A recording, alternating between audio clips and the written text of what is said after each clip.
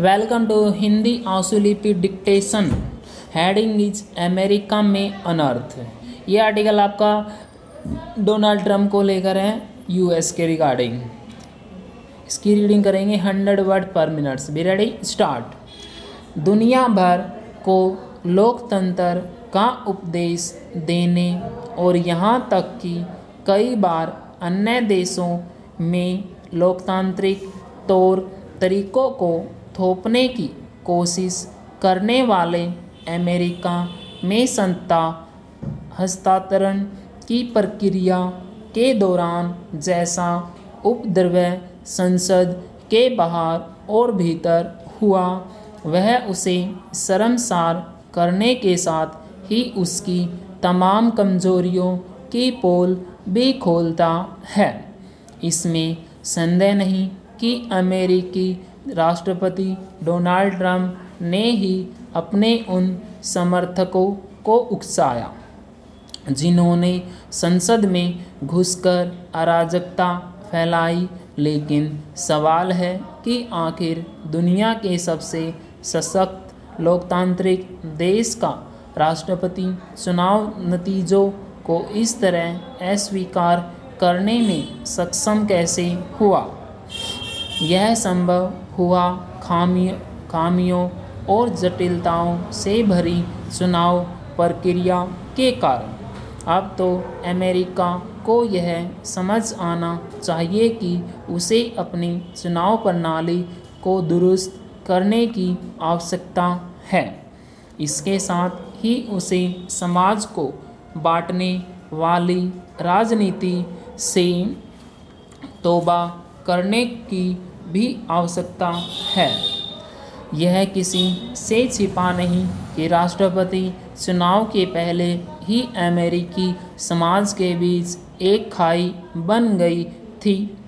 Police की बेजा सख्ती के खिलाफ अस्वस्थ समुदाय के आक्रोश प्रदर्शन के दौरान यह साफ दिखने लगी थी। चुनाव के दौरान इस खाई को और चौड़ी करने का ही काम किया गया। भले ही संसद में हिंसा के बाद ट्रंप ने हथियार डाल दिए हों और शांतिपूर्ण तरीके से सत्ता हस्तांतरण के लिए सहमत हो गए हो, लेकिन संसद में जो अनर्थ हुआ उससे अमेरिका की प्रतिष्ठा को तगड़ी चोट पहुंची है। तब जब अमेरिका तमाम आंतरिक समस्याओं से घिरा है और अंतर्राष्ट्रीय सतह पर उसे चीन की ओर से गंभीर चुनौती मिल रही है, तब सत्ता संभालने जा रहे जो बाइडेन की चुनौतियों कहीं अधिक बढ़ने वाली है।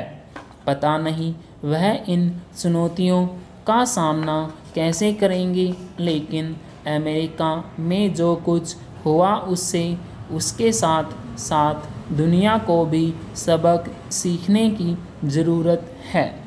पहला सबक इस बुनियादी बात को समझने का है कि असहमति अराजकता का पर्याय नहीं होती। ट्रंप चुनाव नतीजों से अपनी असहमति को अराजकता की हद तक ले गए।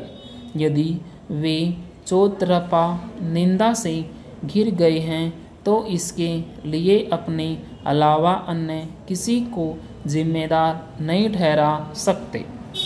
ट्रंप के अलोकतांत्रिक रवैये के साथ ही इसकी भी अनदेखी नहीं की जानी चाहिए कि हाल के समय में अमेरिका में कई ऐसे आंदोलन हुए हैं जिनमें असहमति और अराजकता के बीच का अंतर खत्म होते दिखा है। दुनिया के अन्य देशों की तरह भारत में भी ऐसे तत्व हैं जो असहमति के बहाने अराजकता को हवा देने और उसे जायज़ ठहराने का काम करते रहते हैं।